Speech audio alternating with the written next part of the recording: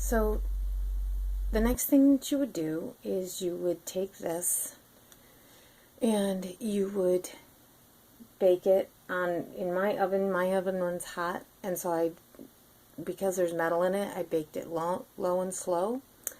My oven only goes down to 170, and I did it for an hour, and it worked great for me. You might want to run a test drive on it. So then, as you could see from the pictures last night, well, or if you went on the needle felting, once this was baked,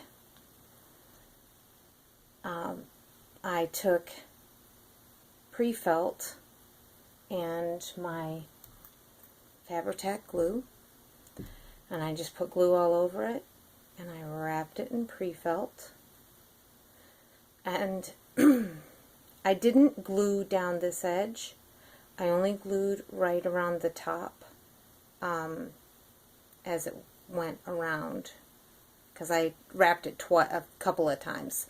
This just happens to be a small piece I had left over, so that it had a pretty good base to it. It wrapped at least twice around, so it was kind of nice and thick, so that we could keep adding more and more core pre-felt pieces.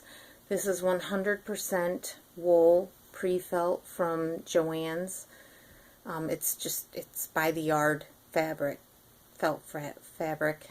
And then I built on top of that to make the hooves and go from that point. So now we're going to talk about getting the fitting to work on the foot, on the leg. So this piece is put over the wires of the armature that are in the leg. Because I had already started this, I had to cut back a significant amount of wool to put on a piece that was as long as this.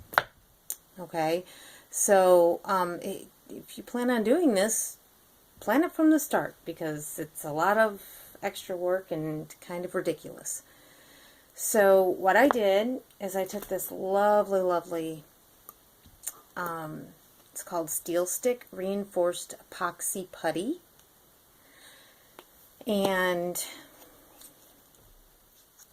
all it is this putty that has a black center and then a silver outside to it, and when you cut it off, you just mash it and roll it until it becomes one uniform, like dark charcoal gray.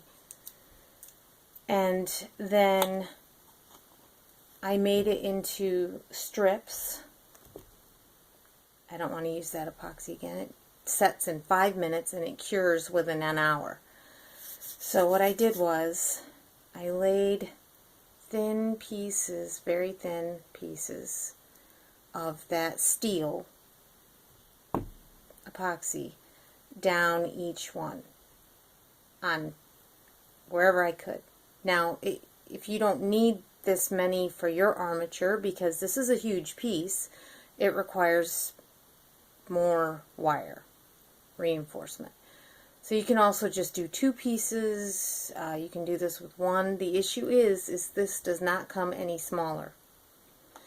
So you would have to take a different approach to it, and I will talk to you about that in a minute. So then I just slid this on, and a lot of it squished out as I did it, and once it got to the end, once I got it in place up the wire, I then pushed as much in as I could. I took a knife and I just pushed all of the excess in that I could to try to fill in here, and I also did the same at the other end. I tried to push a little bit more in both ends, so at least the 2 ends would be totally solid. And it cured like that. I was barely done doing what I was needed to do when it started to bond in there. Alright, we're going to take 1 second, and we're going to talk about if for some reason you have a smaller piece and you wanted to have the same kind of removable piece. They have basically threading like this, but it's solid. So if you have a smaller piece, you can get small threaded pieces. But then instead of, when you're building your piece, I don't know, this is going to be, oh, here it is. When you're building your armature, leave plenty of extra, and on a regular type threaded piece that's like this versus some, with the hollow, because this is really thick because it's hollow. But with a thinner piece, you can literally just take your wire. Oh man, my hands are a little tired from all this needle felting I've been doing lately. And you're just going to spiral it with the wire that you're using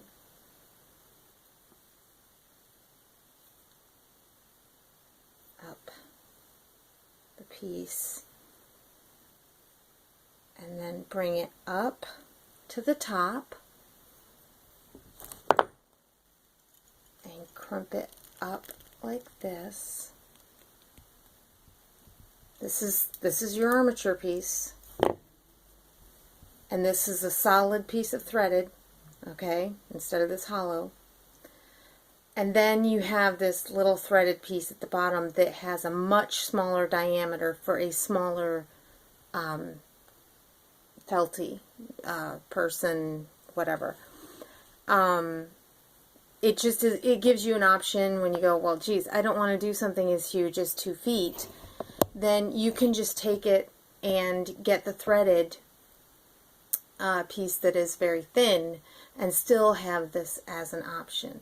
You will need to find some nuts that fit that threaded piece. You could even take an old bolt that you have that's really thin, that maybe already has a nut on it, and just anchor your piece at the top. Now, one more thing I wanted to talk to you about. When I do this again, I am going, because I'm going to have to make more feet for him, instead of using the Sculpey, what I will be doing, because this steel stick sticks to all kinds of metals, not just steel. Obviously, I just used it on aluminum, and I used it on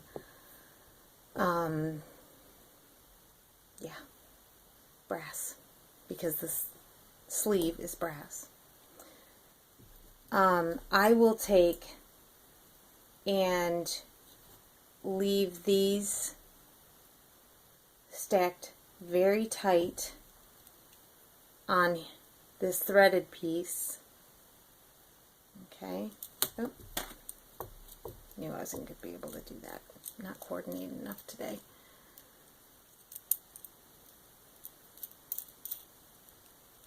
And stack them right against each other.